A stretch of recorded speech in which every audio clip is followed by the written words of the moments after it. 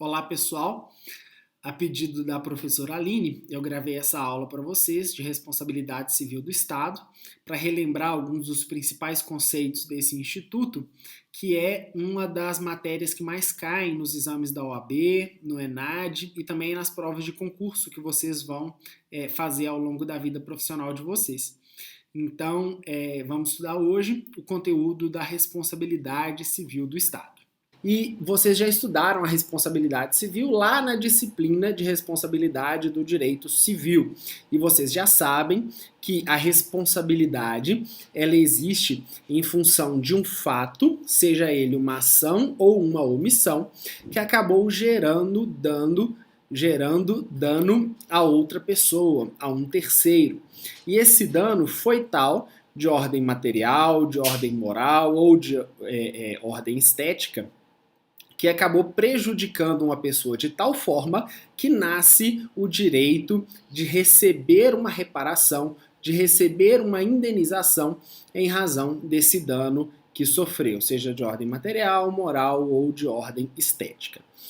Entre esse dano e esse fato que ocorreu, seja uma ação ou uma omissão, deve haver um nexo de causalidade, ou seja, um decorre do outro. E o fato de um decorrer do outro imputa também a atuação direta de uma pessoa que agiu de forma dolosa ou de forma culposa, o que a gente chama de elemento subjetivo da relação de responsabilidade civil. O que nós vamos estudar aqui na responsabilidade civil do Estado é que esse dever de reparar é de natureza extracontratual. Porque o dever de reparar de natureza contratual vocês estudam lá nos contratos administrativos, quando vocês estudaram licitações. Então, logo depois do estudo das licitações, vocês estudaram o nascimento do contrato administrativo, que é a relação entre um particular prestador de um serviço e a própria administração. E é o contrato administrativo que vai prever as formas de responsabilização daqueles que derem causa ou ao inadimplemento, ou derem causa ao atraso da prestação de serviço ou fornecimento de material, e aí por diante. Então, o que nós vamos estudar, o que nós estamos estudando na responsabilidade civil do Estado é a responsabilidade extracontratual. O fundamento da responsabilidade está lá no artigo 186 e no artigo 927 do Código Civil, que eu leio para vocês. Aquele que por ação ou omissão voluntária, negligência ou imprudência violar direito e causar dano a outrem, ainda que exclusivamente moral, comete ato ilícito. E o artigo 927. Aquele que por ato ilícito causar dano a outrem fica obrigado a repará-lo. Então, o fato de causar um dano a alguém decorrente de uma ação ou de uma omissão gera o dever de reparar, ok? O dano, vocês já sabem, pode ser de natureza material, que é aquele que causa uma lesão efetiva ao patrimônio do terceiro, ou um dano moral, que não se confunde com um mero aborrecimento, que é aquele dano na esfera interna, moral e subjetiva do lesado, ou um dano estético, que pode ser acumulado tanto com o material quanto com o moral, que reflete uma lesão à estética da pessoa de qualquer forma, normalmente decorrente dos acidentes em que a administração se envolve pela conduta de um de seus agentes, ok?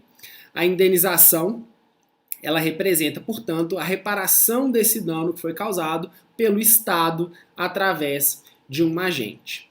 E quais que são os sujeitos presentes nessa relação de responsabilização do Estado?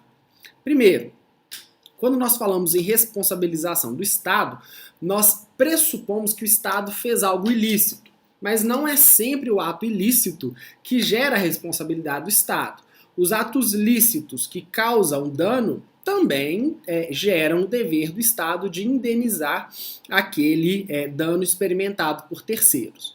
Mas, além disso, quando nós falamos de Estado, nós trazemos a participação dos agentes do Estado, dos servidores públicos ou dos particulares em colaboração com o Estado, ou qualquer outra figura de pessoas físicas que colaboram com a administração, que são aquelas pessoas que realmente praticam os atos ilícitos ou praticam os atos lícitos que causam dano ao terceiro em nome do Estado. Essa relação de responsabilidade do Estado, ela se enquadra de duas formas. Nós seguimos aqui no Brasil a teoria da responsabilidade objetiva, e essa teoria da responsabilidade objetiva é fundamentada na teoria do risco administrativo. E o que significa essa teoria da responsabilidade objetiva? Para a responsabilização do Estado, nós não precisamos perguntar ou pesquisar se a ação ou omissão do agente ou ação ou omissão do Estado foi causada por um dano, por um ato doloso ou culposo, porque esse elemento subjetivo ou essa subjetividade da ação ou omissão do agente, ela é descartada quando nós falamos da responsabilidade do Estado.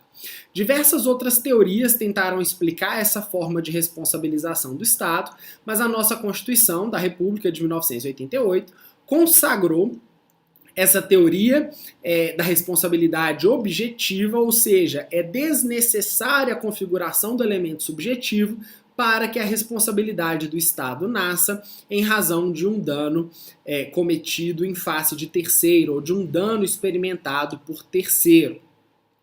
O risco administrativo é aquela teoria ou aquele fundamento onde, havendo participação total ou parcial do Estado na prática daquele ato lícito ou ilícito, o Estado vai ser responsabilizado. Então, deve haver participação do Estado diretamente para que nasça esse dever de indenizar. Isso é diferente da teoria do risco integral. Na teoria do risco integral, a responsabilidade não depende sequer do nexo entre o fato, que é a ação ou omissão do Estado, e o dano experimentado por um terceiro. Isso não se admite no direito brasileiro, porque o Estado não pode ser considerado um garantidor universal. A regra da responsabilidade do Estado, ela se encontra no artigo 43 do Código Civil e no artigo 37, parágrafo 6º da Constituição da República. Eu vou cuidar da leitura somente do artigo 37, parágrafo 6º, e vocês em casa podem fazer a leitura do artigo 43 do Código Civil. Pois bem, o que está na Constituição?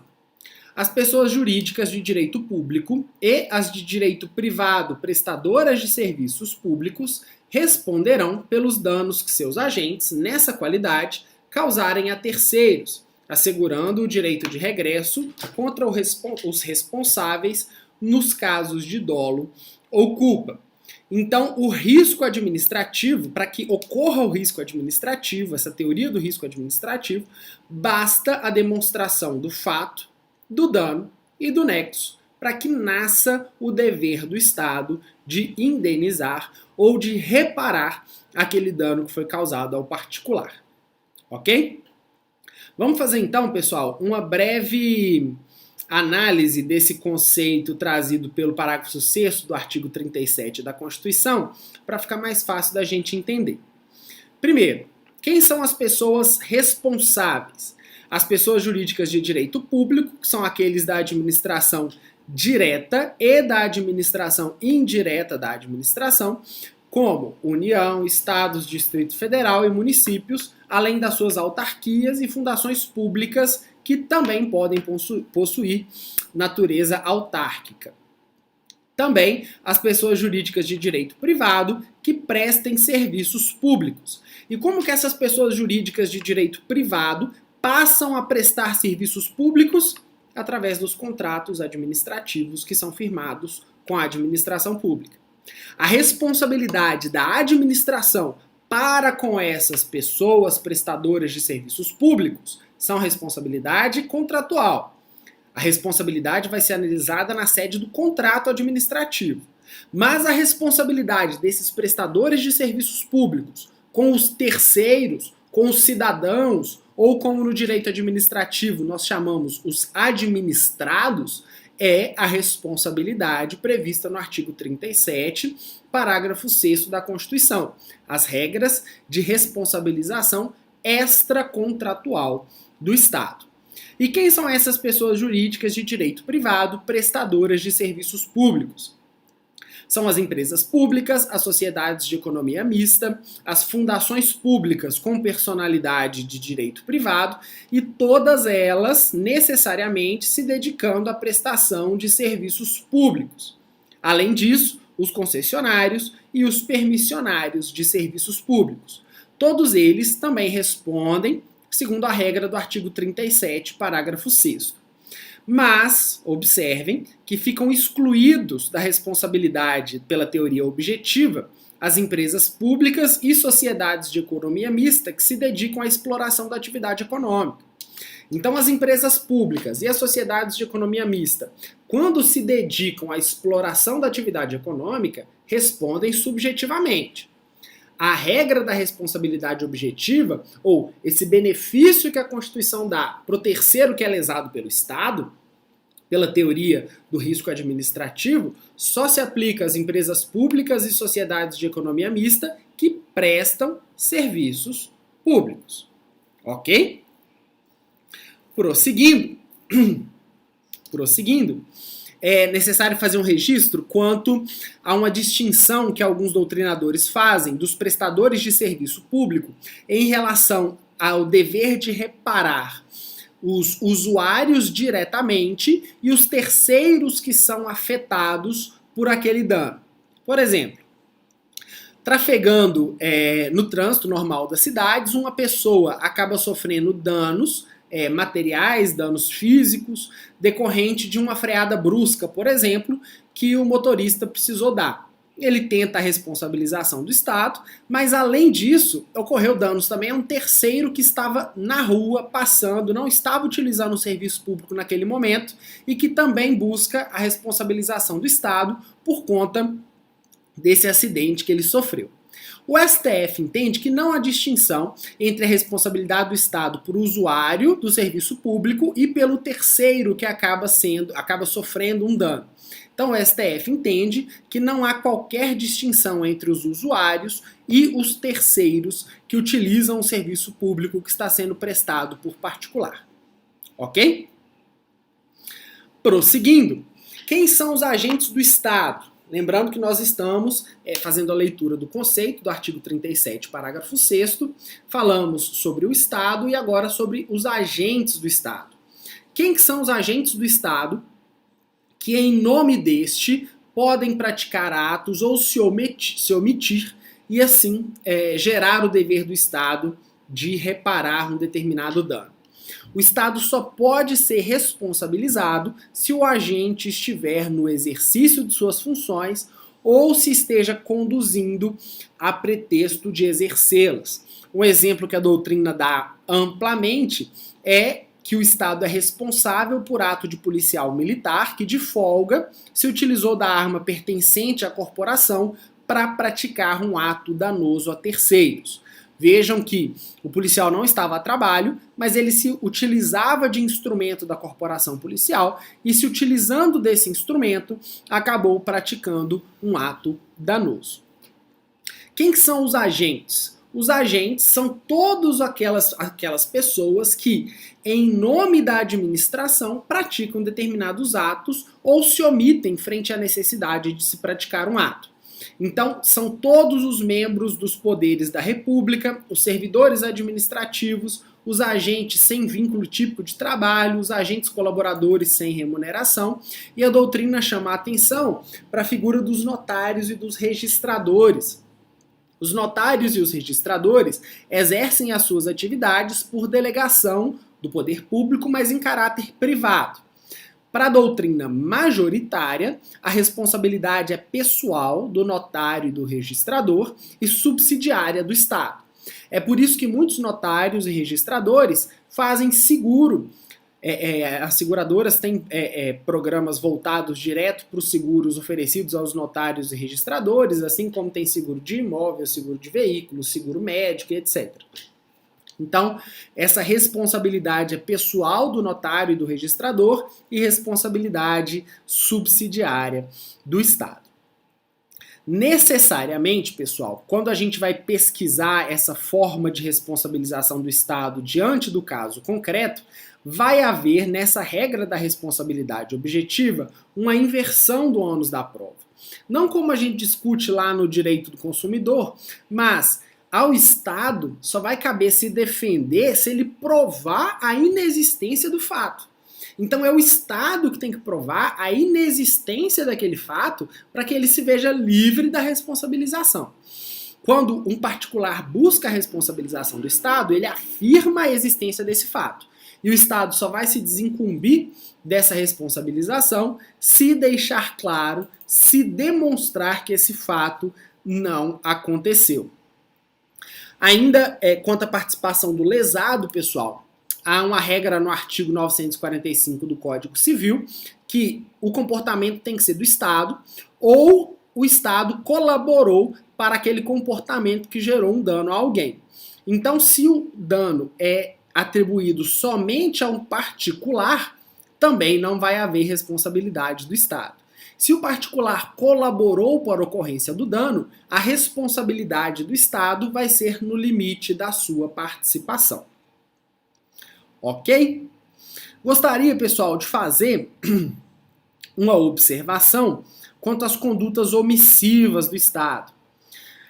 Quando o Estado ele se omite, quando ele é obrigado por lei a praticar um determinado ato, mas ele não pratica, ou seja, quando ele se omite, quando ele deixa de praticar um determinado ato, a doutrina entende que a responsabilidade deixa de ser objetiva e passa a ser a responsabilidade subjetiva. Ou seja, para que haja o dever de indenizar, o Estado, para que haja o dever de indenizar do Estado, o particular tem que demonstrar que houve dolo ou culpa do agente ou do Estado naquela omissão. Então, diante das omissões, se aplica a teoria subjetiva, teoria da responsabilidade subjetiva, que vocês aprendem lá no direito civil. Nós também estudamos isso em sala de aula. Gostaria de fazer, pessoal, para a gente terminar, só uma observação quanto à ação de regresso. Porque se vocês voltam lá no artigo 37, parágrafo 6º, vocês vão ver que se o fato, melhor dizendo, foi praticado pelo agente com dolo ou com culpa, o Estado pode exercer o seu direito de regresso e receber do seu agente aquele valor que foi gasto para fins de reparação do dano causado a um particular. Mas, durante um tempo, a doutrina e a jurisprudência consideraram que para haver o exercício desse direito de regresso, só seria cabível caso, no processo de conhecimento, o Estado denunciasse a lide aquele agente que praticou a omissão ou o ato.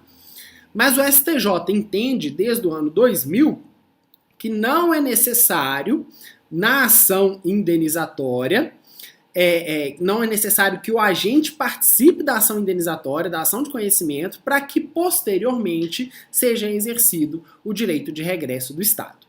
Então, não há a necessidade do agente fazer parte da primeira ação quando o terceiro busca a reparação dos danos que ele experimentou em face do Estado, para que posteriormente o Estado exerça o seu direito de regresso. Ok? Pessoal, então é isso. Espero que vocês tenham gostado da nossa revisão. Lembrando que é um dos principais conteúdos de direito administrativo que cai na prova da ordem. Não só na prova da ordem, mas também nas provas de concurso que vocês vão fazer depois da graduação de vocês. Eu me lembro de alguns alunos que já foram meus alunos de Direito Administrativo 3, que sempre diziam que se lembravam desse conteúdo que nós estudamos juntos nas provas que eles fizeram ao longo da vida. Então é um conteúdo muito importante, se dediquem ao estudo que vocês vão ter muito sucesso. Um abraço.